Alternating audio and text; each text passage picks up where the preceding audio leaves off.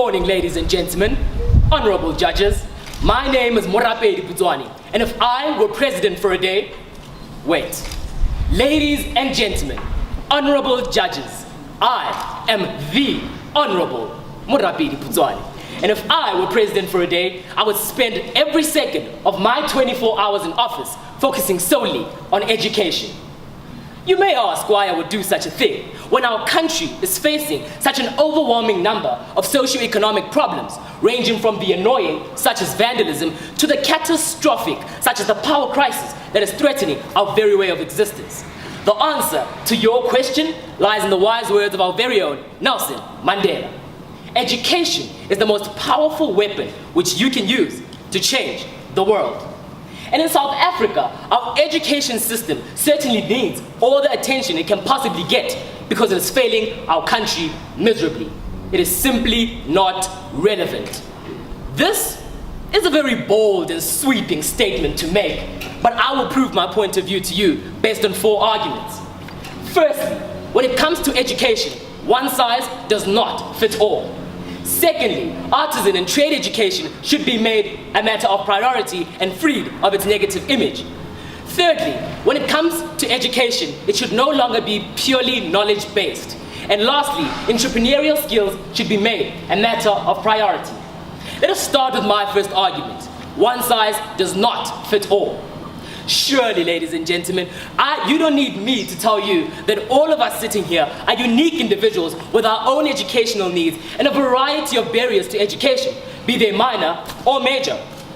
In the post-apartheid era, our government went all out to be innovative in revamping our education system to right the injustices of the past. Sadly, in their attempts to be innovative, they often neglected the relevance of these policies within our educational system. A good example of this is the policy of inclusive education. In this policy, as laid out in White Paper 6, the accommodation of learners with special educational needs in mainstream schools is outlined. I can understand that this drive towards inclusivity is meant to combat exclusivity propagated by the apartheid regime. But I fail to see how learners with specific learning barriers cannot benefit from specialized education from schools or classes with the necessary infrastructure, expertise, and trained staff to help them overcome these difficulties. And on top of that, it is no secret that teaching is a very demanding profession, with many teachers barely coping with the challenges of ordinary education. Surely, ladies and gentlemen, placing all learners in mainstream schools does not do justice to either the child or the educator. Secondly, I would like to address the stigma attached to trade schools and artisan education. Parents and learners feel that they would be of a lower social standing if they pursued a trade rather than enrolling in an academic institution.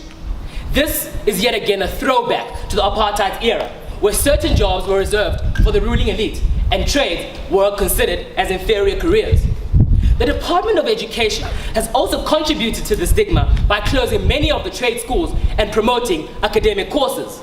This I find rather ironic, as our country is in desperate need of artisans and unemployment is at a record high. I have also found that the consultation fees of a general practitioner ranges from 255 Rand to 350 Rand, whereas the call-out fees of a plumber only starts at 450 Rand. Now, as my English teacher, who just happens to be in the audience today, knows that I personally love Shakespeare, but it is clear to me that there are many people out there who lead perfectly productive, successful lives without knowing the complex workings of Lady Macbeth's twisted mind. Which leads me directly to my next point. In the when I was young days that our parents and grandparents so often referred to, a successful student was measured by his or her ability to memorize facts and regurgitate them upon request. Those days are long gone. We now live in the information era where the world's base knowledge changes and expands on a daily basis. Now we can no longer simply go to school just to memorize facts. For education to be relevant, we need to be taught where to find information, how to access the information, how to synthesize and apply the information to solve problems that we face each day. If learners can be taught these skills, we will truly be successful citizens of the global village. Now, lastly, and perhaps most importantly, our education system should strive to teach entrepreneurial skills. In a country where 24.3% of the population is unemployed, young people would be foolish to pin all their hopes on a job in the formal sector. For South African education to be relevant, entrepreneurial skills should be made a priority in all schools. It should be included in the trade subjects which lend themselves to making a success within the informal sector.